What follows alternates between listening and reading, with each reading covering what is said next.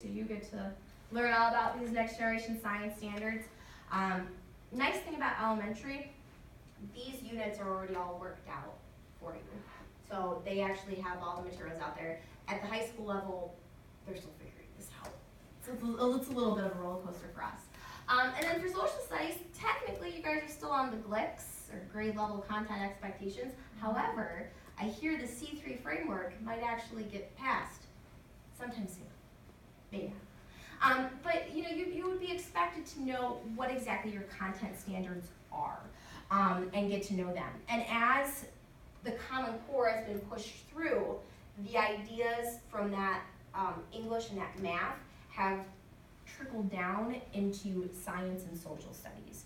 And so you see a lot more of them focusing on bigger concepts and expecting students to be able to explain things, dig very deeply into material, which at a secondary level, for those years secondary level, is very hard to do. They're a group of kids that have been very used to, give me the correct answer, spit it out. Give me the correct answer, bam, bam, bam, bam, bam. And now you want me to talk to you? Now you're telling me that there's not a right answer?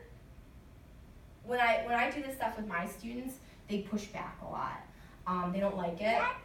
And like they'll say things like, oh good, so you're gonna teach us today, like when we're finally done with that activity, because they're so used to teaching being like, I stand here, I talk, you write, you put that information on a test, and you get a nice A, right? They're used to that, and so where they're working towards is a lot more discussion based, and that kind of stuff can be very challenging. Nice thing about the elementary is that they want to do the discussing. They want to be there. They haven't learned what school is supposed to be yet. The challenge we face as secondary teachers is that they figured out the game, and now you're changing the rules on them, and they don't like it. And so you have to work against that, and that's something that will be coming up. Knowing the difference between your 504s and your IEPs, and especially who in the building could contact about that kind of stuff. Counselors are in charge of 504 plans. IEPs are handled by special educators. So knowing who your contact person in the building is for this, in my school district, it's 2 different people. 504 plans, I gotta find that grade level counselor to talk to them about. IEPs, I gotta find their caseload teacher. A lot of this information is given on my gradebook program, Power School, and when you guys get into working in a classroom, just clicking around that is very, very helpful. Okay, and this last part is really what I want to talk about, quantifying your classroom. What do you guys think I mean when I say quantify? Yeah. How to adjust what percentage and what is going to be part of their final grade. There are some percentage is homework, some percentage is test, some percentage is quiz. Okay. What else do you guys think? What do I mean by quantifying my classroom? More data driven than qualitative, I guess. Or Less anecdotes about the students progress this way, and more test score, actual progress numbers. Okay. You like that one, or you want to throw in your own? Okay. So quantifying your classroom. We live in a world of data. Everything we do is data driven. The ads you get on your Facebook, or whatever you use Twitter, I don't know, I'm old, I use Facebook. So. Yeah.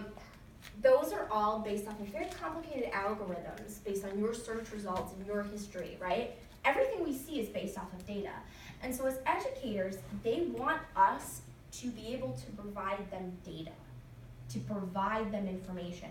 And that becomes very challenging because it's more than just how do I weight my class? What exactly is a test score? It's a lot more complicated than that. So I graduated not that long ago, okay? 8 years really is not long in the great span of things, so I feel a little old now. But to be honest with you, I don't think we talked about this once.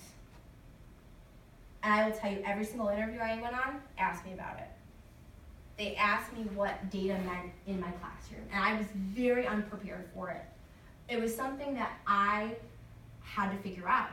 At my first job, we were expected to show growth in the form of a pre and a post test. You guys ever taken a pre-test? Or a post-test? Yeah. Okay, pre-test, ideally they all fail. Zeros, because they don't know any of it.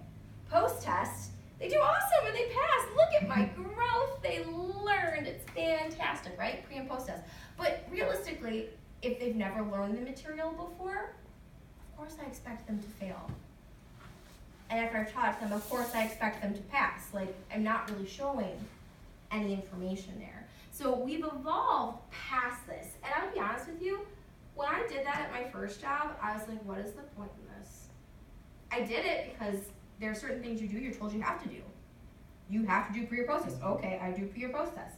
But it didn't really have a lot of meaning for me. And so I kind of went on a journey of self-discovery in my classroom. And I had to ask myself, how do you know what your students know?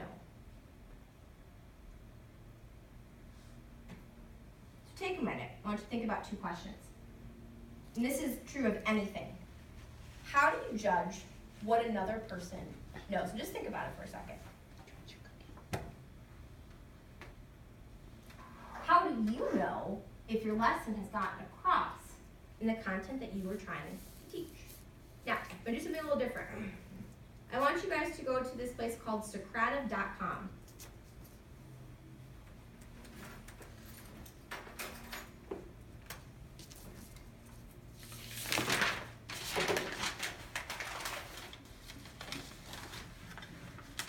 And you're going to go to the student login.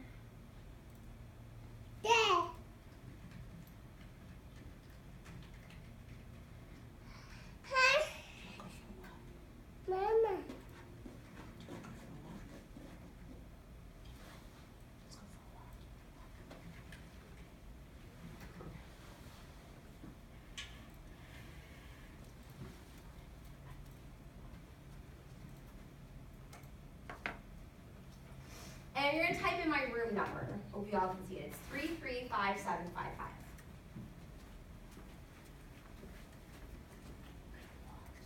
And I want you to answer either one of these questions for me. Whichever one you think you can do best, or you can do both if you really want. You can make it as long as you want or as short as you want. But how do you judge what another person knows?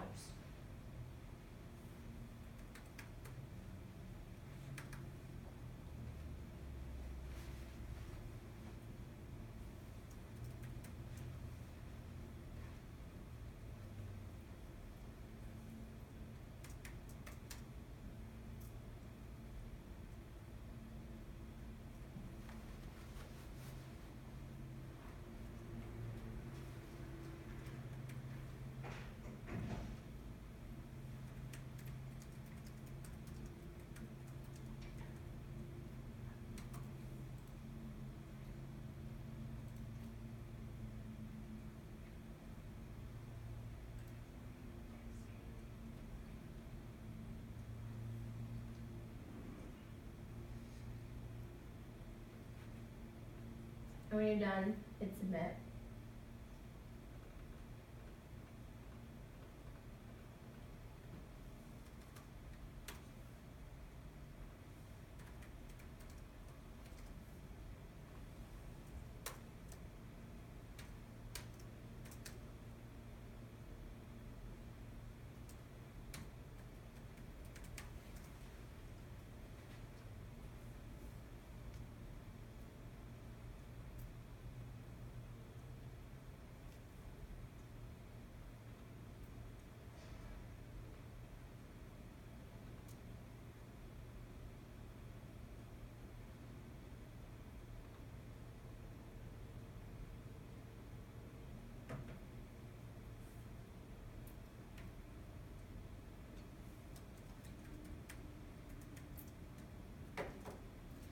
This is a tool called Socrative. I really like Socrative. I told you, my kids hate to talk. They don't like chatting with me. I don't know why, I think I'm fun. They don't necessarily all the time, especially when I'm trying to get them to talk to me about what they know. One of the big challenges that I face as a secondary teacher is trying to understand their background, where they're coming from. I want to understand. I want to take in information from them talking to me and listening to what they're saying, and me understand it and then get them to the right answer. Sometimes they're all over the place, right? This is crazy. So they hate to talk because they don't want to talk and be perceived as dumb or stupid. So when they won't chat with me, I do this. They all have cell phones. Heck, I heard a story about a first grade classroom in which a kid ordered Jimmy John's off of his iPhone, or his what's that called? Apple Watch. Technology, it's part of our lives. You either embrace it or you fight the tide, but I've chosen to embrace it. And so I will oftentimes, if I'm not getting a lot of feedback or response from people, I go here. They'll talk to me through their device because it's safe. Now, cool thing about this is like I could hit show names, and I recommend you always click the names because then you get the kid that, you know, posts something inappropriate and you can actually figure out who it is instead of making it anonymous. But let's take a look at some of the things you said. So, students engaging and accurate conversation about their learning, verbal and nonverbal cues, assessment, asking questions and listening to answers. Yeah, that's all part of data. Data's more than just a number. Data is also part of that experience that we get with them as teachers in the classroom. Now, sometimes those experiences we get with kids can sometimes lie to us a little bit. Sometimes they could say something where they'd be like, yeah, we all agree because so-and-so said it and it's smart. It's a smart answer. Like, if we're talking about air particles, they say force. Like, what's force? Like, force? What is it? Well, I'm gonna Google it. Google says this. Ha! What does that mean? As part of my job as teaching an NGSS is trying to get that understanding of where they're at. And so data has a lot to do with those personal conversations and every single step along the way. Now, I had the privilege of attending a workshop at Clark University, and I was paid for by this guy who did it simply because he wouldn't have gotten to the place that he was in life without teachers. It was a very inspirational experience for me. But I left there with a lot of tools. And over the few years that I've been teaching, I'll count my time as a sub, for 8 years. I've tried to figure out what does data mean to me in a classroom. And I encourage you guys to think about what does data mean to you. Data is more than just a number. It is conversations, it is personal experiences, it's personal relationships, it's understanding the way that they interact with one another. It's also understanding that sometimes numbers can lie to you and they're not always accurate for a variety of different reasons. And so I had to, as a classroom teacher, and I encourage you guys to do this as well, is I've had to figure out what those numbers mean. How do I use them for a practical purpose in my classroom? How do I engage with them? I'm teaching AP Bio. I break that test down according to how the College Board sets that up. I take that test, I read through the questions, and I say, number 1 is blah, blah, blah. Number 2 is blah, blah, blah. I have my kids look at their tests, and they say, what'd you get right, what'd you get wrong? Do you have any trends? Are you getting all this section right, all this section wrong? Maybe you should see this section right over here. What does it mean to me in my classroom? And how can I better understand the way in which my students think about the material? That's what data means today. How do I get to every single student? And that's what they want. They want you to get to every single student. It's not good enough to say, oh, well, they didn't get it, they'll get it next time. How did you get to all of them? And so I use a number of different assessment tools in my classroom. I use something called a clicker card, which is like a card that they can turn with a multiple choice answer. Gives them a little bit of, makes it anonymous for them. And they all look different, so it's really hard to cheat. They love to cheat. And I don't, when I make assessment stuff, like if I'm trying to gain understanding, not a single one of it is worth points. Because the minute I tack points onto it, they cheat. And I don't understand whether they know it or they don't know. So I go, hey, what'd you learn? Let's see. Okay, I'm gonna turn my card to see. I don't really know the answer. But you know, they do that stuff. And if my goal is to understand the way that they think, I'm not gonna tie that to it. Sometimes I tell them that I'm grading them. Because otherwise, sometimes